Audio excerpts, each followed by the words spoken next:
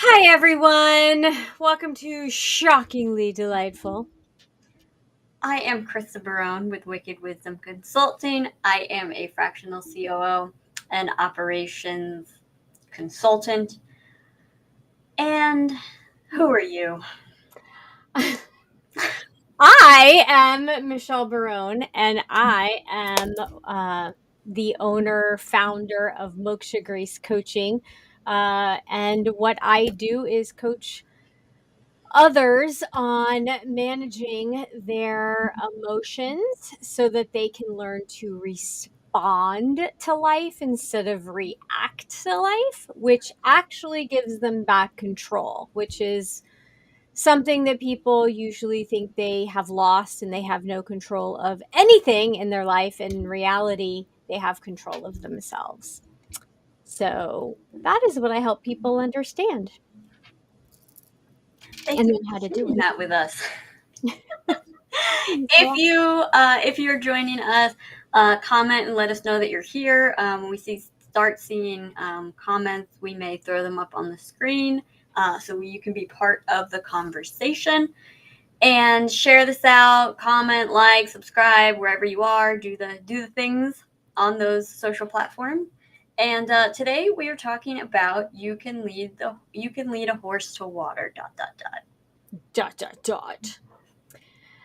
Yeah, this is a fun one because I always get the visual whenever I say it. Me too. That's so funny. I do the same thing. Yeah. And we have a friend who I hope is watching, Jenny, that, loves horses. And so she gets this.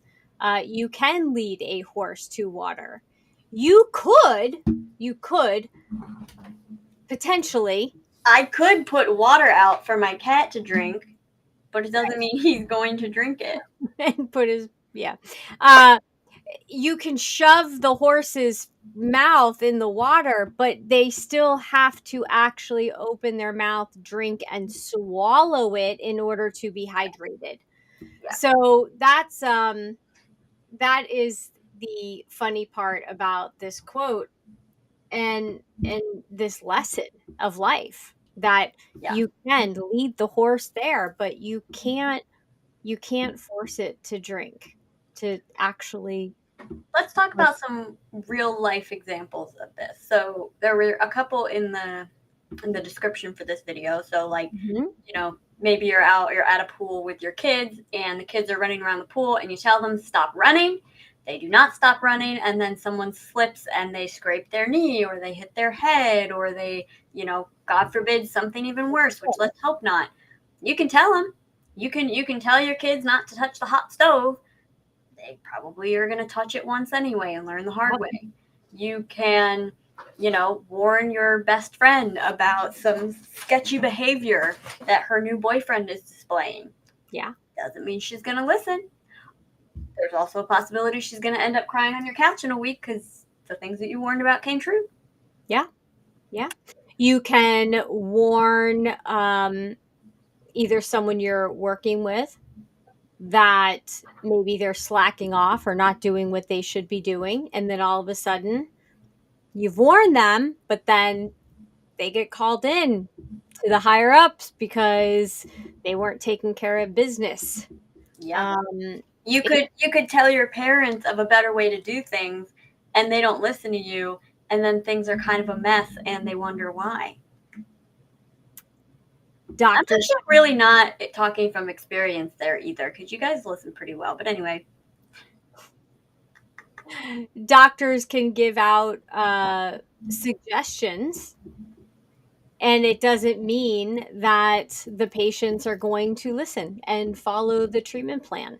Same thing with therapists, same thing with coaches, to be honest, or yep, operations, right? yep. I mean, we all have to go through this. We can talk until we're blue in the face. That's another quote that's very similar to this one.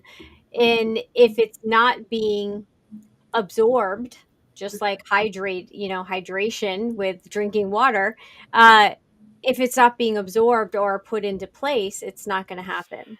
Mm-hmm. So, yes, what I'm curious about is your thoughts on what would prevent a thirsty horse from drinking. What? I don't know that I'm going to be able to speak in metaphor for the entire episode, so I'm just going to just stop while Yeah. we're ahead right now. I can't keep talking in the horse metaphor the whole time. I think one of the biggest things is, well, it depends on who we're talking about.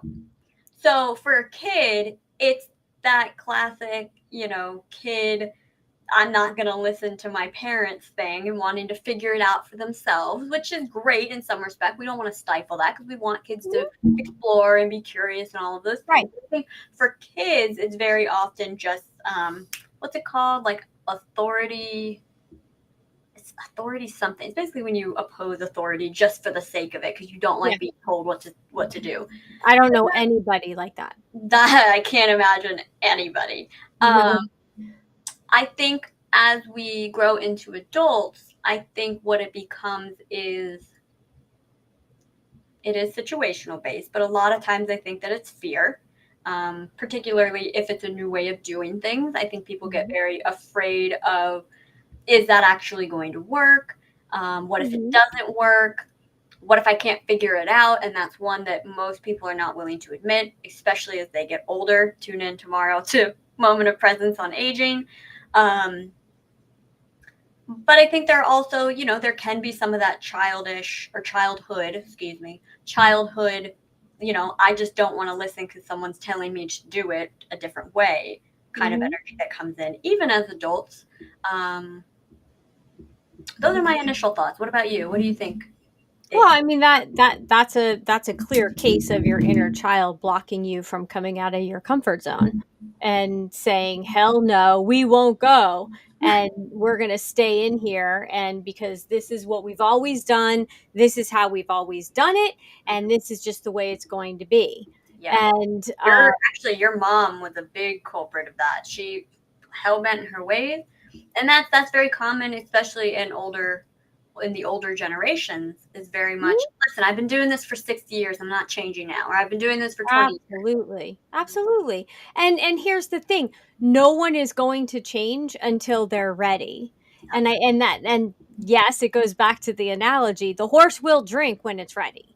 When Hmm. it gets thirsty enough, it's going to drink. Right. And it's the same thing with somebody making a change in their life. Hmm. No matter which of the categories that we, kind of gave examples of, when the discomfort becomes overwhelming, they will change Yeah. one way or another. Yeah. It's just a matter of, are they going to take an easy way out? Are they Hmm. going to take a hard way out? Are they going to ask for help? Are they not going to ask for help? Right. And are they going to ask for guidance?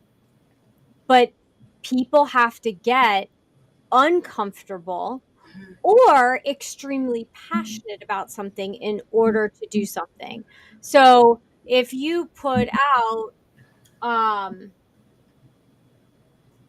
if you put out a glass of chocolate almond milk, I'm going to drink it Yeah. cuz I really like chocolate almond milk. If you put out a glass of water, I mean, I've been trying to finish this one for like 2 days. So, you know, not only do they have to be ready, but it has to feel right for them. Yet,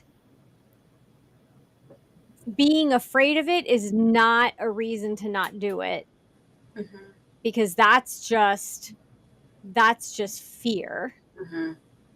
and we have to move through fear to get to what we want. Yeah. Uh And I think it's important to talk about, because I think this is something a lot of people can relate to, is what happens. Let's say someone is based in fear or anxiety or whatever it is that's holding them back, aside from just an authority complex, which I guess that could happen with that too, is the reaction that you can potentially get in response to offering um, a suggestion of what to do instead, or telling them not to do something a certain way, there can be responses to that as the person trying to be helpful can be very jarring and uncomfortable to experience, and it can be very frustrating because more often than not you're coming from a good place, but it's Mhm. not always being received that way, and that can be very, very frustrating, especially for those that have a mind that works in a very different way. Like, for example, a very small example for you and I, we wash dishes very differently, Right. and we set dishes on the drying rack very differently. And Right. it used to frustrate me because I'd be like, well, but it makes more sense to do it this way. Hmm. And then I finally let go because it's really not a big deal. It's just dishes. But, that's a very small example, but like your mind just works in a different way. You believe that there's your way is the better way to do it. And that's fine. That's a very small and consequential thing, for No, an but it's a very good point, and it's still the task still gets done. example. And and by no means am I saying that my way is definitely better or not. I saw that, I heard that. Um, it's just the way that I'm comfortable doing it. Mhm. That doesn't mean I'm not willing to change. What is the sound in the background? Is that Oliver Oh, playing? Oliver, wake up, baby. Sorry, Oliver was having a little bit of a nightmare. Oh, that was so cute. So if that's what you heard, that was Oliver. Um, but I also think that number one, we have to ask permission. You Well, hold know, on. Let's talk about what that actually looks like because we jumped ahead. So that could look okay. like, I don't think we actually mentioned it. So that could look like someone lashing out at you. That could be Oh, right. somebody, twisting what you've said into something else entirely, which doesn't mean that you explained it wrong or you said it wrong. It could be that they are so very much not in the same place as you as they interpreted it different. They saw it from a different Mhm. perspective. Right. It could look like people putting words in your mouth that you didn't say. It could look like people misunderstanding your tone, especially if it's something in writing. Anytime you're texting or emailing Mhm. or otherwise communicating with someone in writing, you can't get the tone. And so what someone, we've actually, I'm sure we've all seen that classic clip with oh my gosh, who is the gentleman in who plays Gustav and Why Him? Michael Keane. Michael Oh, Keane. Who's uh, the other one? Whoever he normally does the videos with, I can't remember his name right now. They do a bit where they're both texting each other, oh, and geez. one of them is going. They're basically trying to make plans to go out, and they're both reading it. One's reading it as if the other's talking very angrily, and the other one is reading it as if they're being very nice. They one of them thinks it ended in like them trying to start a fight, and the other one is like, "Oh, sweet, we're gonna go meet at the bar now." But that's a perfect example. Right. So in these situations, especially when someone is being triggered, because that's is what Yeah. happens here, there's a lot of different ways that can come back to us very negatively. Well, yeah, and going back to the analogy, it feels like a horse literally kicking you, Yeah, like kicking you with their hind legs. right. Or bucking you, right? And bucking you off of them. So uh, definitely asking for permission. Are you open Mhm. to change? Are you open to a new idea? Are you open to a new way of doing things? Would you be willing to try this just once? Yeah. Or would you make one little move towards this, in this direction? And if there's hesitation, okay. But if there's like no, I like my way. If they're not, in the coaching world, you call it they're not coachable, then now's not the time. Hmm. Same Good. same thing with somebody who needs help, whether they're depressed or they're addicted to something. In the middle of them being high or drunk is not the time to discuss change. Hmm. And so, not only is it your tone, your delivery, it's also your timing. Yeah. I think that's also very important. And so, you have to gauge all of these things before you try to drag the horse to the water, or it's not going to be successful. Yeah. And then it's just a big old waste of time. Right. Right. And you literally can preface conversations with, are you open to feedback? Are you open to a different Mhm. perspective? Can we have a really straightforward conversation? Are you open to hearing a different way to look at this? It's creating that frame to where you can then say what you need to say, and Mhm. they've given you, subconsciously and consciously, given you permission to do that. And so that doesn't mean you're not going to get the responses we just talked about a second ago. Um, Right. but at least you set the tone and the framework to be able to do that. Right. Well, and I think also asking, do you want my feedback or do you want me just to sit with you? Like, Well, I mean, but that's just listening to them talk about a situation, though. well, but that's what I'm saying. Sometimes maybe the horse just needs to meander next to the pond before it actually drinks, and it has to warm up to the pond, you Yeah. know, and to taking the drink. It has to like breathe it in and go, oh, it does smell good. I'm going to use my analogy to death here today. Uh, You gonna beat a dead horse? it's not like we're related or Not anything. at all. And sometimes okay, here's another one. And sometimes the horse has to actually walk a little and wade in the water before it actually drinks, just to kind of test the water out. To stir up its own shit and then drink from the muddied water? That sounds about right from what I know about these situations. Well, sometimes, yeah. Sometimes things have to get really have to get much worse, much murkier, for them to realize that, oh shit, there's a lot going on here and I need some help. Yeah. And you just, the best way to support someone is to listen, to potentially guide them to the help, that they may need, or may want. Hopefully they want. um, Look out for them as best as you can. And I think there's another side to this too, where there's some situations where you can't just, well, if they don't want to hear it, I'm not going to say it. Like in the case of kids, or Right. you see an impending train wreck and you have to say something. You can't just wait for them to be ready. Right. And there's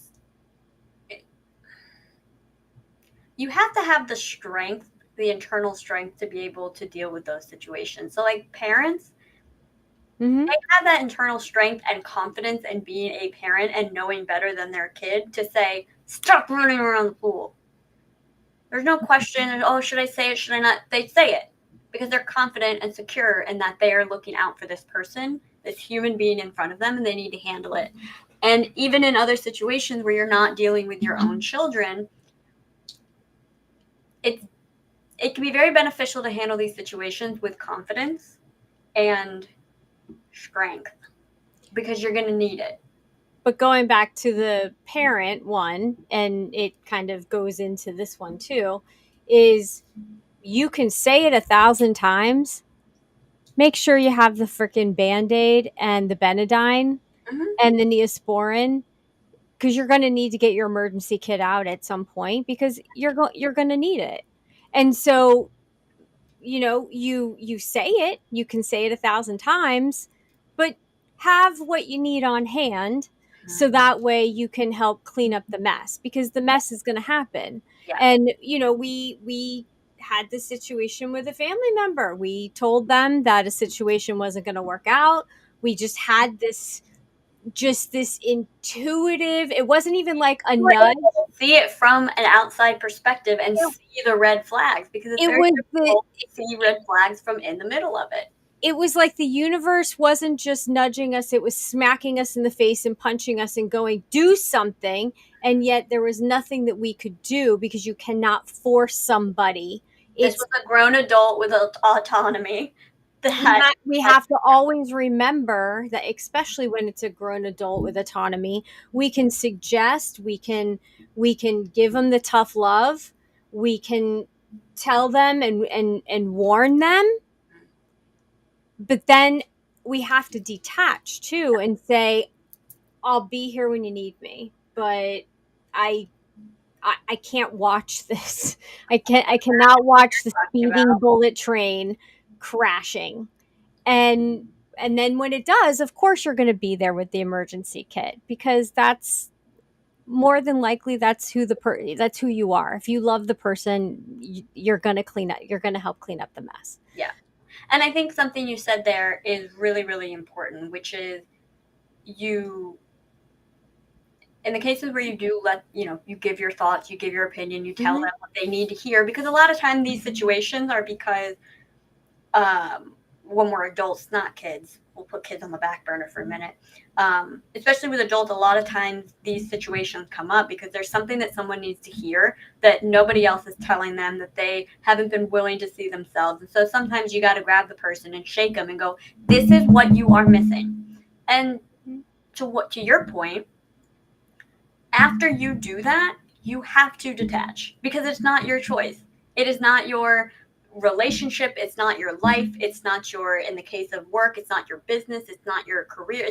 It's not your journey. It's not your journey. It's not your life. You cannot make those changes for that person. You can suggest and you can nudge. And if it comes to the point where you got to kind of like push them off the cliff, you got to push them off the cliff. But it Hmm. is their choice. And so you have to detach and you have to learn how to detach and know I did my part here. I did what I could, but it's not in my hands now. And this is something that's really difficult that you also mentioned with someone that's going through substance abuse. You cannot make the decision for them, because if you Right. make the decision for them, they haven't made that decision. And so as soon as they are tempted, they are very likely to go back to whatever it is that they were abusing. And whether that's drugs, alcohol, shopping, gambling, Yeah. sports betting, whatever it is, that decision has to be made by that person. There's nothing that you can do. You can say your piece, and you have to figure out a way to let it go. And also, like you said, if it makes you feel better, like for me in situations, I like to have, if I know I can see where it's going, I can see where it's heading, the person doesn't want to listen, I am going to create that contingency plan for when things do happen the way that they're going to. Here's what the next steps look like, so that I'm prepared, because I can see that it's already going to happen. If I don't need it, fantastic. I prepared for nothing. I don't even need it. I don't have to go through the headache. But at Right. least I was prepared. Right. Right. Hi, Raymond. Thanks for joining us. Um, well, and it goes back to preparing from a place of from love or from fear. Yeah. And so, parents having the emergency kit Hmm. ready when you tell your kids not to run around the pool, uh, you, you're doing that out of love, not because you're not carrying it with you and it's not underneath the lounge chair or next to the pool, but you have it on hand. Yeah. And the same thing has to be said for anything that you need to prepare for. Hmm. You can put the information out there, you can say what you need to say, and then it from a place of love or caring, and then you have to walk away from it, Hmm. or at least I've said my piece. I've said what I needed to say, and what you decide to do with it is up to you. Yeah. Yeah. And I yeah. think in the cases where in the cases where it maybe didn't work out the way that you wanted to, I think there's also something to be said about looking back at the communication that did happen and just taking a little bit of a look at it, and looking and going, is there a better way that I could have said this, delivered this, framed it better, so that you are better suited for the next time a situation like this comes up? Because the first couple times that you're put in these situations, you're not really going to know exactly how to handle it. And you're probably not going to handle it very well. Hmm. But there are certain personalities that you find yourself in these situations way more often than the average person. Well, and we could do a whole other show on why that pattern keeps coming up for, certain people. Yeah. And I mean, I've had to break I feel like I've broken the pattern. Does that mean that the same personalities aren't going to come up for me? No, it just means that I'm handling it different. Yeah. And that's where you break the pattern. Yeah. You know, there can be you're not going to get rid of toxic people. You're not going to get rid of people that think differently than you. We all are different. We're not supposed to all be exactly the same. We're not clones of each other. So there's going to be times where we disagree. There's going to be times where I feel like you should do something different, or you feel I should do something different. We have to make those choices for ourselves. And sometimes it's because we know something that the other person doesn't know, or we want to try out a new way of handling it for ourselves Yeah. because we're testing the water before we drink it. Yeah. Yeah. Yeah. And I think there's also something to be said about, I'm using that phrase a lot in this episode, but um, if you're one of these people that you find yourself continually having these situations with somebody and it's the same person,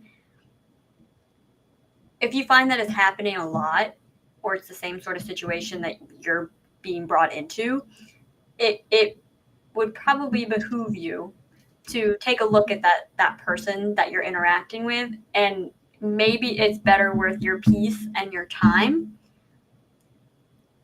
I hate to say it, but to not bother trying anymore.